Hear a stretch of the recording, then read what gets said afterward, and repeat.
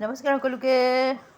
মোৰ এটা নতুন ভিডিঅ'লৈ সকলোকে স্বাগতম জনালোঁ। সকলো ভালে আছে, নিশ্চয় ভালে থাকক, কুশল থাকক তাকে কামনা কৰিছোঁ। মোৰ ভাল হৈছে আপোনালোকক আশীৰ্বাদত। আৰু এইফালে পনীৰখিনি ভাজি ল'লোঁ, ভাজি কৰি মছলাখিনিও ৰেডি কৰি ল'লোঁ। এতিয়া কেৰাহীখনতে পনীৰখিনি দি দিলোঁ, ভাজি থোৱা মছলাখিনিৰ লগত মিক্স কৰি অকণমান ভাজিব লাগিব। ভাজি কৰি তাৰপিছত পানী দিব লাগিব ধুনীয়াকৈ। কোনে কোনে বাৰু পনীৰ খাই ভাল পায় জনাব দেই। এয়া ভজা হৈ গ'ল, অকণমান পানী দি দিছোঁ সিজিবৰ কাৰণে, উতলিবৰ কাৰণে, তেতিয়া ৰসটো ওলাব, খাবলৈ ভাল লাগিব। নহয় জানো বাৰু? কোনে কোনে কেনেকৈ বনাই জনাব। সকলোৰে প্ৰচেছবিলাক, বনোৱাৰ প্ৰচেছবিলাক বেলেগ বেলেগ, মোৰো বেলেগ ধৰণৰ বাৰু। মইনো কেনেকৈ বনাওঁ তাকে শ্বেয়াৰ কৰিলোঁ। আৰু এইফালে পনীৰ মোৰ গ্ৰেভিটো ধুনীয়াকৈ হৈ আহিছে, দেখিছেনে? এয়া কোনে কোনে খাই ভাল পায় বাৰু এনেকৈ জনাব দেই। বিলাহী পনীৰ হয়, মছলা পনীৰ।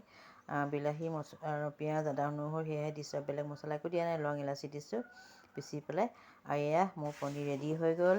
আৰু এতিয়া ভিডিঅ'টো ইমানেই আছিলে। এতিয়া গৰম গৰম ভাতৰ লগত পৰিৱেশন কৰোঁ। আৰু কোনে কোনে খাই ভাল পায় বা কমেণ্ট কৰি জনাবলৈ নাপাহৰিব। Bye bye. আজিলৈ আহিছোঁ পুনৰ লগ পাম নতুন এটা ভিডিঅ'ত।